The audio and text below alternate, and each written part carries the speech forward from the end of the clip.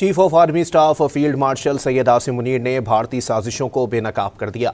वाज़ेह कर दिया कि भारत मार्का हक में बुरी तरह शिकस्त के बाद अब फितनतुल ख्वारिज और फितनतुल हिंदुस्तान जैसी प्रॉक्सीज के जरिए पाकिस्तान में अदम इस्तेहकाम पैदा करना चाहता है।